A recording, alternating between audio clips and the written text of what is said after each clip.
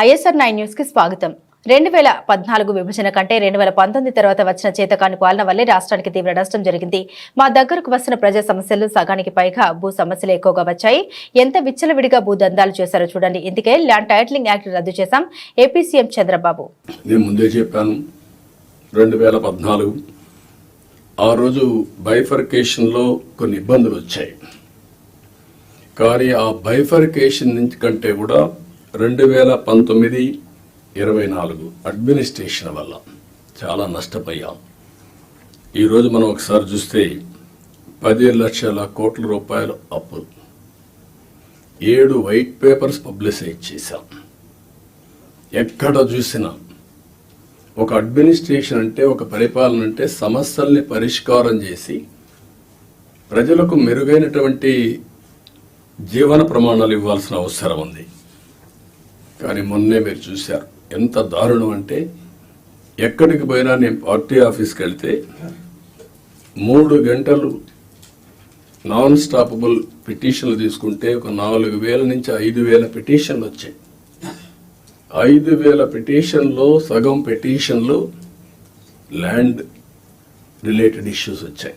అంటే భూ సమస్యలే 50%. ఎవరు తప్పిది?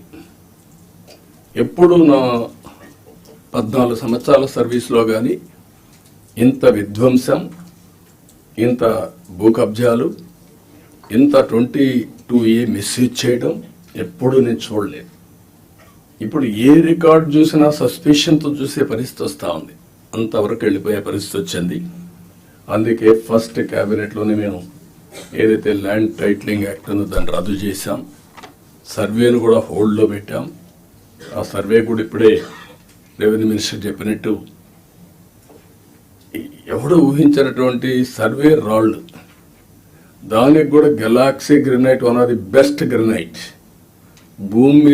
భూమిలో పూడ్చే రాయికి ఇంట్లో వేసుకునే ఒక ఫ్యాన్సీ గెలాక్సీ గ్రెనైట్ పెట్టి దాని మీద ఫోటో వేసుకోవాలని ఆలోచన వచ్చిందంటే ఎంత దుర్మార్గమైన ఆలోచన అర్థం చేసుకోవాల్సిన అవసరం ఉంది మనందరం. ఇది సివిలైజ్డ్ వరల్డ్ ఎవరు క్షమించరు ఇవన్నీ. అలాంటివి చేశారు. ఇంకొక పక్కన పట్టాదారు పాస్ పుస్తకాల్లో ఫోటోలు వేసుకోవడం. ఇట్ ఈజ్ ఏ గవర్నమెంట్, ఇది అథారిటీ. పట్టా ఇచ్చేది నేను ఇవ్వలా, ముఖ్యమంత్రిగా ఈరోజు ఉంటాను. కానీ తరతరాలుగా తల్లి వాళ్ళ యొక్క పేరెంట్స్ కానీ పూర్వీకులు కానీ సంపాదించిన కష్టార్జితం అలాంటి దాని మీద ఫోటోలు వేసుకోవడం ఇవన్నీ జరిగాయి. ఇవన్నీ కూడా నేను మిమ్మల్ని ఒకటే కోరుతున్నాం, అవన్నిటికీ ఫుల్ స్టాప్ పెట్టాల్సిన అవసరం ఉంది.